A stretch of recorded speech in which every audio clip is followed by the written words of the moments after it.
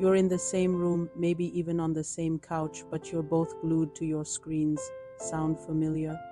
We've all felt that strange disconnect, even from the people we live with. It's that odd feeling of being together but completely alone. This video unpacks the uncomfortable truth about why shared spaces no longer guarantee genuine connection and what is really driving this new era of isolation. Welcome to what I call the intimacy illusion. It's the same room, different worlds phenomenon. Picture this: a family dinner, the food is great, everyone is physically present, but where is their attention? Dad is scrolling through news headlines, mom is checking work emails, the kids are watching short videos or texting their friends. The table is full, but the space for conversation is empty. Or think about social gatherings with friends. You meet up for coffee, and within minutes, phones are out on the table, face up, ready to buzz and steal your focus. We've created a new social etiquette where interrupting a real-life conversation for a digital notification is somehow acceptable.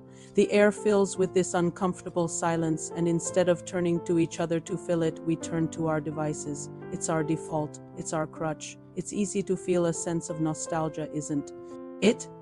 Remembering a time when being in the same physical space inherently meant shared attention, a time before smartphones when a car ride was for talking, a wait at the doctor's office was for people watching, and a quiet evening at home was for reading a book or simply being with your thoughts and the people around you. That organic connection felt effortless. Now it feels like something we have to fight for, something we have to schedule, like a meeting in a calendar. This shift hasn't been a sudden explosion. It's been a slow, quiet creep. The digital world, with its endless stream of content and connection, has built a wall right through our living rooms. So what's really going on here? We're not just talking about being distracted. This is a fundamental change in how we relate to one another. The core of the issue is the quality of our attention. Our brains are being rewired for constant, low-level stimulation. We crave the dopamine hit that comes from a new notification, a new like, a new message. This makes the slower, more nuanced rhythm of real-life conversation feel, well, boring sometimes. It requires patience and effort that we're losing the muscle for. A deep conversation doesn't give you instant gratification, it unfolds. It requires you to listen, to process, to respond thoughtfully. Our devices offer a shortcut and escape from the potential awkwardness or effort of real human interaction. Let's call this the attention economy. Companies are literally fighting for every second of your consciousness. The algorithms are designed to be irresistible. They know what you like, what makes you angry, what makes you laugh. They feed you a personalized, never-ending buffet of content that is far more stimulating and far less demanding than the person sitting next to you. Your partner, your child, your friend, they can't compete with a global network of engineers and psychologists whose entire job is to keep your eyes on the screen. So we have to understand this isn't just a personal failing or a lack of willpower. We are up against a powerful, pervasive force. This creates what I call the intimacy gap. It's the canyon between the physical proximity we have and the emotional intimacy we crave. We're next to each other, but the emotional distance feels miles wide. This gap is filled with assumptions. You see your partner on their phone and assume they're ignoring you, that they don't care. They see you on your phone and think the same thing. Resentment builds in the silence. Misunderstandings fester. We stop sharing the small things, the funny thought, the minor frustration, the observation about the day, because it feels like we're interrupting something more important on their screen. And when we stop sharing the small things, we eventually stop sharing the big things too. That's how intimacy erodes. It doesn't die in a big fight. It starves to death from a lack of small connections. And let's be honest, it affects our relationship with ourselves too. When was the last time you were truly bored? Boredom is where creativity and self-reflection are born, but we don't allow ourselves to be bored anymore. Any moment of quiet is immediately filled by our phones. We've lost the ability to just sit and be with our own thoughts. This constant external stimulation prevents us from processing our emotions, from understanding what we truly feel and need. And if you're disconnected from yourself, how can you possibly connect deeply with someone else?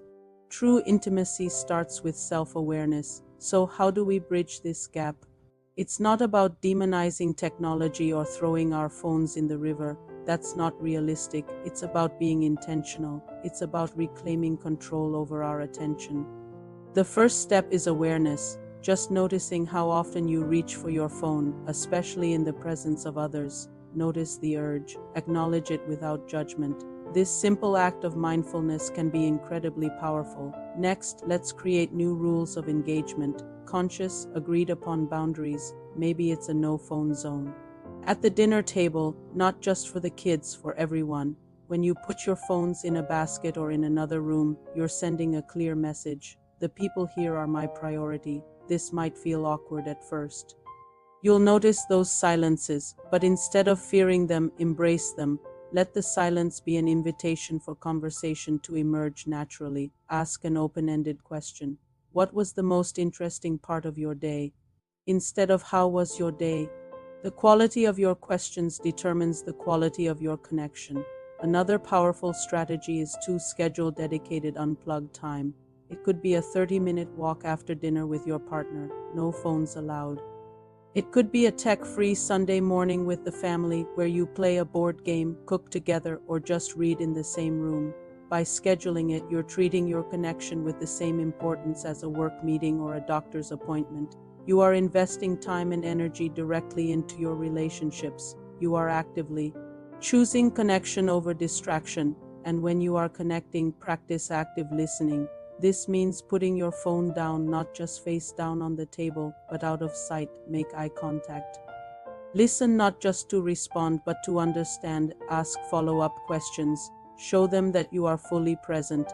It is one of the greatest gifts you can give someone in this distracted world, your undivided attention. You will be amazed at how much more you learn about the people you thought you knew so well. It's also crucial to model this behavior for our children. They learn more from what we do than from what we say. If they see us constantly distracted by our screens, they will learn that this is normal. If they see us prioritize face-to-face connection, they will value it too. We are setting the standard for their future relationships. The future of intimacy, the intimacy of 2026 and beyond, isn't about getting rid of technology. It's about integrating it wisely. It's about building a life where our digital tools serve our human connections, not the other way around. It's about the conscious, deliberate, and sometimes difficult choice to put down the screen and look at the person in front of you. To choose the messy, unpredictable, and deeply rewarding work of real human connection. This isn't just about saving our relationships. It's about saving ourselves from a lonely, disconnected existence. The most profound human experiences, love, joy, empathy, belonging, are found in the space between people, not on the screen between your fingers. Let's start closing the intimacy gap, one conversation, one tech-free dinner, one present moment at a time. The people you love are right there. Let's make sure we're right there with them. Thank you so much for watching. If this video resonated with you, please give it a like and share it with someone you think needs to hear it. And for more conversations about living a more connected life in our digital age, make sure you subscribe to the channel. I'll see you in the next one.